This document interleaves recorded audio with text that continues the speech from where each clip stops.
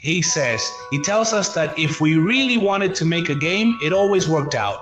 When something really happens, like what's happening to us tonight, you get really scared.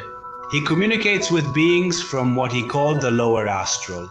I swear, we both looked through the same little window you used to, into the living room. Yes, Aunt, there was a girl in white walking among the tables.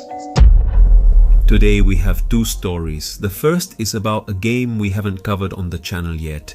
And the second one is about some things that happened in a restaurant in Recoleta, interestingly enough, right across from the cemetery. Friends, I want to let you know that tomorrow, May 22nd, is the last day for the channel store. If you want something exclusive, now's your chance. Request the catalog with no obligation by messaging the WhatsApp number on the screen to view all available items. With many designs, colors and sizes, there's something for everyone. After this date, after tomorrow, May 22nd, no more orders will be taken. The store is suspended indefinitely until further notice. So I just wanted to let you know this so you won't be surprised by this news later. Can you send me your experience to the WhatsApp number on the screen? It's different from the stores, so please note that. You can send unlimited voice messages of any length and add photos, videos, or any materials needed to make your story complete. I'll review everything and contact you if I have questions. Friends, I hope you enjoy these stories and I'll see you in the next episode. What you're about to hear happened to me years ago, but I still remember every second because it really marked a before and after. Not just for me, but for everyone who was there that night. I don't know if you've ever tried to summon a spirit, but I assure you it's something that's not only real, but it changes the way you think. Logically, when you realize that reality often surpasses fiction. Back then, I was in my last year of high school, and we always used to get together with a group of classmates and friends, sometimes to study, to finish some assignments, but many other times just to have fun. And I want to make it clear that we didn't go out to bars or much less to dance. We were into rock and heavy metal. Because of that, and even to this day, I still think the same way. We didn't like crowded or trendy places. Just to make it clearer. We always met at someone's house from the group. We'd drink mate, listen to music, play cards, have a beer or two, but always in a really wholesome environment. Our parents, in fact, were pretty much aware of everything we did, even though we were almost adults. Could you say one of these many times? I think it was a Saturday we had gathered at one of my friends' houses. Another group of friends had also come, and the night went on, as always, chatting and having fun. Until, at one point, one of the guys told us about something paranormal that had happened to a relative of his. And after hearing this story, another one in the group suggested something. He suggested playing the Ouija board game. Let's see. At that moment, I think we all agreed, while we laughed and made countless jokes. I think that's normal, especially when you're young. But beyond the jokes, a few minutes later, the glass was on the table. We set up all the letters and numbers, so everything was ready. There were 5 of us who approached, put our fingers on the glass, and tried to summon a spirit. And do you know what happened? Nothing. Absolutely nothing happened. And I think that's the case most of the time. We were all constantly making jokes. Some were pushing the glass trying to write something funny. Others would take their finger off and put it back on. So, the atmosphere itself didn't help at all with what we were trying to do. And I was making jokes just like everyone else. But I repeat, I imagine this is normal, especially when all of this is taken as just a simple game. Until at one point, one of the guys who was with us asked if we really wanted to play a game that always worked, meaning there was no chance it would fail or not work. Well, we told him yes, that we wanted to try it. So this person teaches us how to do the book game. We had no idea how it worked. The thing is, this person asks us to get a book, a key, and some thread. Well, I'm going to try to explain to you what he did, the guy, the way he did it. It's very easy, but anyway, maybe I want to explain to you what I felt. Well, we got the book, the thread, and a key. And what this person did was press the key between the pages of the book and tie the key to the book with the thread, in such a way that from the keyhole, when you lifted the key, the book would lift along with the key. because everything was tied together with the thread, let's say. It had become like a single piece. Having understood how the mechanics of this game worked, we sat down to try to see how true what our friend was proposing really was. I admit that when we heard him, I felt, at least I did, that he was being completely serious. The jokes were still in the room, but this time something changed, unlike the cup game. We sat facing each other. I was one of the people who was there. We stretched out our hands with our index fingers extended, and my friend placed part of the keyhole on our fingers, half for each of us, while the book was left hanging down. I hope it's more or less clear how everything happened. I'm trying to be as clear as possible. He then explained to us that unlike the cup game or the Ouija board, in this case the answers were binary, meaning yes or no. We defined both, then started asking questions. Very specific questions that could be answered exactly in this way. What happened was incredible, because many times you see people working with pendulums or dowsing rods, for example, and it's more than clear that the movements that happen are generated by the person themselves. But in this case, it was something impossible. There was no way to create something like that, especially because everything was being held up by two people facing each other, just using their index fingers. Something incredible, no matter how you look at it. The thing is, without expecting it, it began. He starts asking questions, asking if there was a spirit and things like that. That this spirit or whatever it was should answer using the book cover as a reference. And the book started to move. It was incredible. We could feel it on top of our fingers because I was one of them. The key would turn one way or the other depending on the book's answer. Well, at that moment, the laughter stopped. A very tense atmosphere started to build, really tense, because we realized it wasn't just a joke, something was actually happening. I think that everyone who experiments with these kinds of things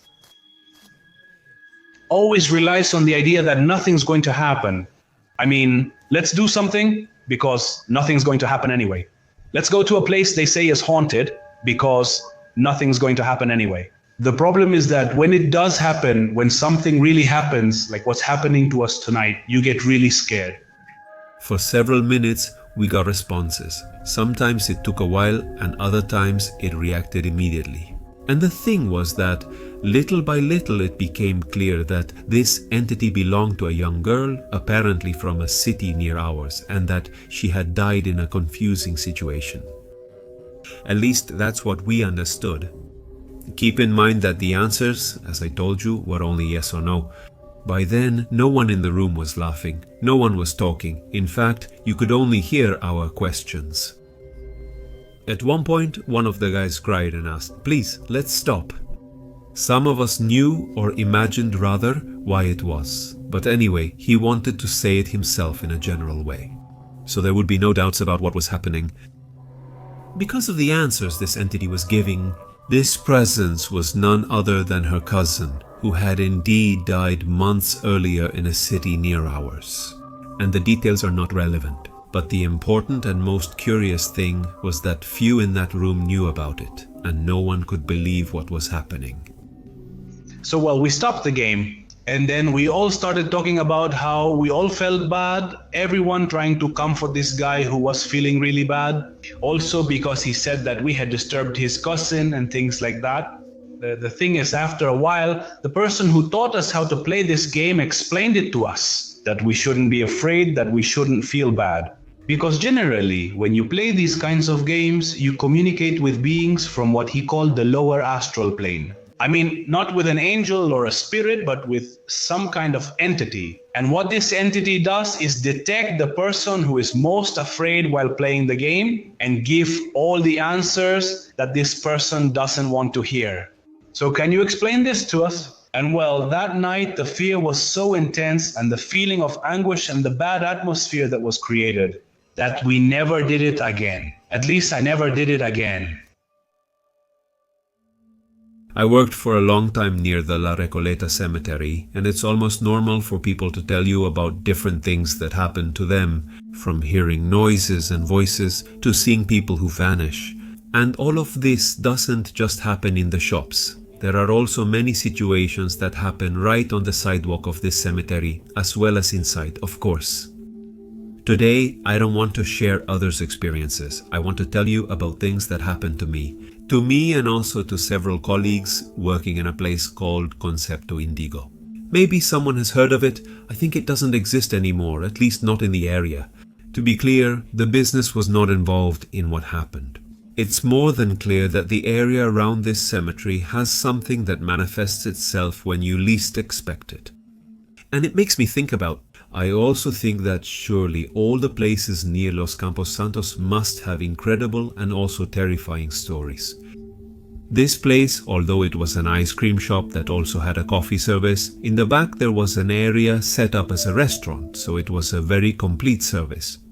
When I started here, the atmosphere was perfect. It was always very good, not only with my coworkers, but even with the bosses. Although with them, we had a little talk that you'll find out about soon. I couldn't tell you when it all started because maybe there were little things happening that you just didn't pay attention to. For example, leaving something somewhere and it just falls or moves to another place, or something disappears.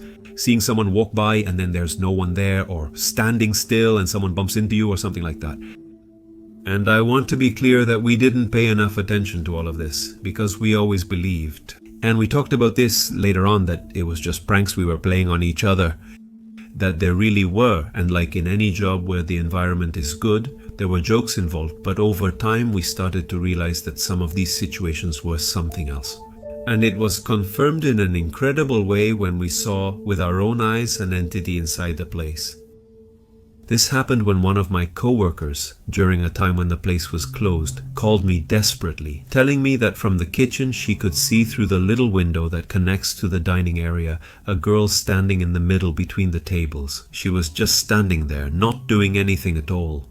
And what scared her the most was going out to ask who she was, since the place was closed and there shouldn't have been anyone inside. And when she went out to the main dining area, she wasn't there. She had disappeared. She didn't know what to do and called me. I checked the dining area and kitchen, looked out the window but didn't see her. She wasn't there. Something inside me made me believe her. She wasn't the type to play pranks, and her fear really affected me. Even though, like I told you, I didn't see anything, at least not that day. Because just 2 days later, also around the same time, this same coworker called me and let me know, thinking the girl was there again. The difference that day was that we were both in the kitchen, so I immediately went over to the little window. And with my own eyes, even though it might seem totally surreal, I saw a girl who looked completely normal. She was walking between the tables, not doing anything except walking and looking straight ahead. It was only a few seconds and we both went out into the hall. The girl, just like last time, had disappeared. Let me remind you that the place was closed and it was just the two of us at that time. There was no explanation for what was happening, at least not a rational one. But it didn't end there. Later, we talked about it with some of the other guys who worked at the restaurant, and they all agreed they had seen something similar. In different situations, they had seen a woman who would then disappear. Not just in the dining room. This had happened in practically the entire building used for the business. So we decided to talk about it with one of the owners. He listened to us attentively, without any problem. He was a really nice guy, but he was clear about one thing. We shouldn't spread those stories since he didn't want others affected. Since a lot of people might stop coming if they found out about something like that. This might have given us a clue that he had also seen different things, but he didn't want to talk about it. Another time in the kitchen, 5 of us were talking. Something happened that stunned us all. So you had like the wall, there was a staircase going up, and we were gathered talking. And at one point, by the edge of the wall, as if someone was on the stairs, we saw someone peek out and then leave. I was right in front and saw it. I froze. I look at the 2 guys who were next to me, they look at me, and one of them says, "Did you see that dude?" I said yes to him, he showed up. Then what happened? We grabbed some things and went in like special weapons and tactics because we were, excuse my language. We waited a while, went upstairs but found no one, so some of us returned to the open patio door. We turned around and the door was closed and there was no way to get in there. But that day the door was closed. I mean, it wasn't open. We tried and the door was closed and you couldn't close it from the outside, and we looked inside. There was no way he could hide anywhere, nor could he come in from somewhere else. So we all just stood there like, what was that happened there? This has always been hard for me to talk about because, I mean, it's just crazy.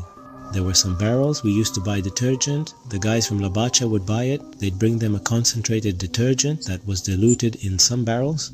They had to pour the concentrate into those barrels, into those tanks, and add 20 liters of water.